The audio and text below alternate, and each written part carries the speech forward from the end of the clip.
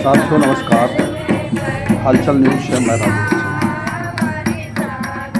इन दिनों उत्तर प्रदेश आशा workers union संबल act 2 की अनिश्चितकालीन हड़ताल जारी है। आज 25 दिन होने जा रहे हैं।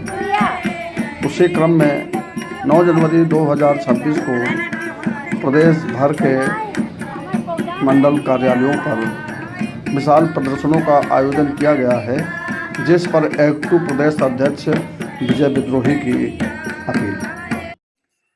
नमस्ते। प्रदेश में हड़ताल का आज 25वां दिन है और आप सब शासन, प्रशासन, स्वास्थ्य मिशन और मौसम की तमाम चुनौतियों का मुकाबला करते हुए प्रदेश के विभिन्न हिस्सों में अपने आंदोलन को एक नई ऊंचाई में ले जाने के लिए बहादुरी के साथ डटी हुई है।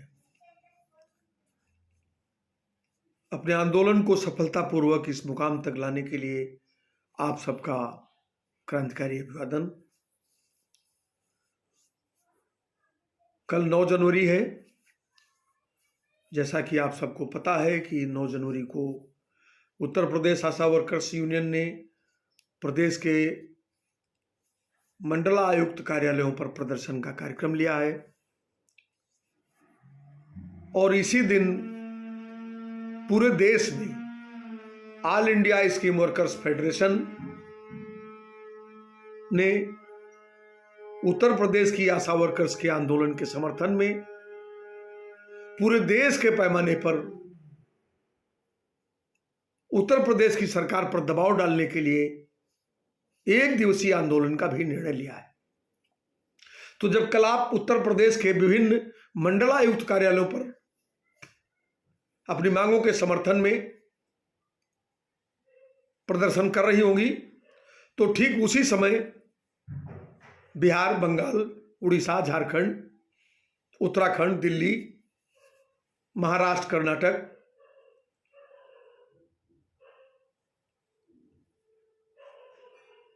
साथ ही देश के तमाम अन्य हिस्सों में ASHA workers, mid day meal workers और आंगनवाड़ी वर्कर्स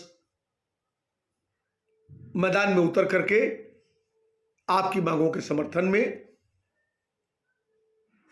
सड़क पर आवाज दे रही होंगी। स्कीम वर्कर्स के इतिहास में यह पहली परिघटना है कि आपकी आवाज को इतनी दूर तक सुना गया है और पूरे देश के स्कीम वर्कर्स आपके इस आंदोलन के समर्थन में आ खड़े हुए हैं। हम ये निर्णय लेने वाली पूरे देश की स्कीम वर्कर्स, उनके नेताओं को का भी आभार व्यक्त करते हैं कि उन सब लोगों ने हमारे इस आंदोलन के समर्थन में सड़क पर उतरने का निर्णय लिया है।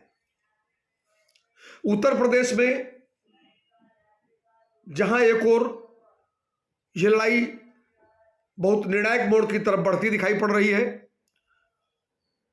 वहीं दूसरी तरफ इस आंदोलन से दूर रहने के लिए एक पारंपरिक रूप से 20 वर्षों से इसके भीतर नेतृत्व का ढोंग करने वाला हिस्सा पूरी तरह से जोर लगाए हुए है। इस आंदोलन से कुछ लोगों को दूर रखने, इस आंदोलन से अलग करने की यह कार्रवाई प्रकारांतर में किसकी मदद कर रही है? स्पष्ट है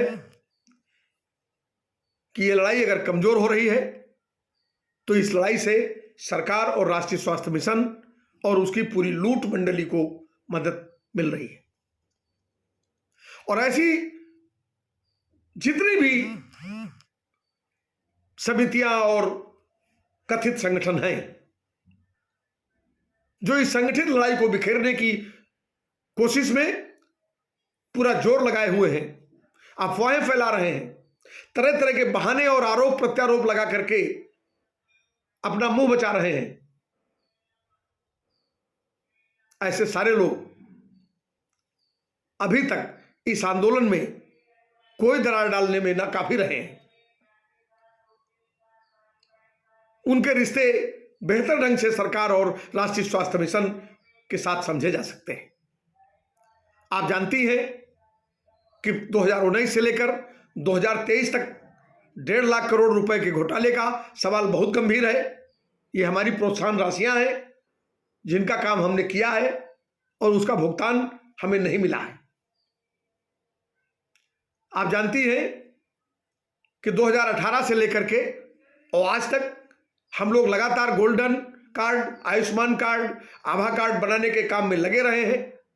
उसका एक भी पैसा नहीं मिला है, जबकि सिर्फ 2023 से लेकर 2025-26 सितंबर तक का 225 करोड़ रुपया हमारा पारिश्रमिक बकाया है।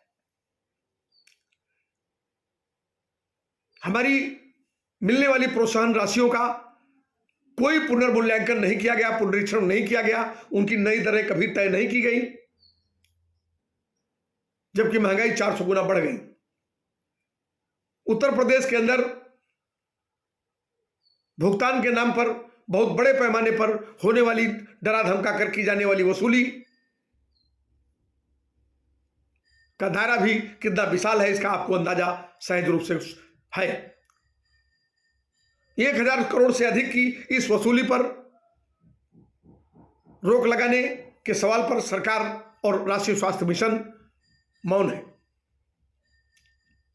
और ये सारे संगठन भी भ्रष्टाचार, वसूली, हमारे किए गए पारिश्रमिक का दूसरे बेनाम खातों में हस्तांतरण जैसे सवालों पर चुप रहते हैं। हमारे मान सम्मान, अपमान के सवाल पर चुप रहते हैं। आप जानती हैं कि बाराबंकी में 2024 में एक आशा वर्कर्स की अपहरण के बाद बलात्कार और हत्या कर दी गई। उसकी एफआईआर लिखाने में उत्तर प्रदेश आशा वर्कर्स यूनियन को महीनों मशक्कत करनी पड़ी, उसके हत्यारे आज तक नहीं पकड़े गए। इसी तरह बदायूं में इसी 2025 में एक काम से वापस लौटती हुई, वैक्सीनेशन करके वापस लौटती हुई हमारी एक आशा बहन की बलात्कार के बाद हत्या कर दी गई। हमारे संगठन ने जोरदार प्रतिवाद किया, एफआईआर तो दर्ज हुई, लेकिन हत्यारों द्वारा हमारे जिलाध्यक्ष पर भी कातिलाना हमला किया गया। लेकिन पूरे प्रदेश में चलने वाली तथाकथित समितियां और उनकी ये तमाम झोली डोली वाली नेता खामोश रही। इसी तरह बहुत जगह पर यौन उत्पीड़न की घटनाएं हैं।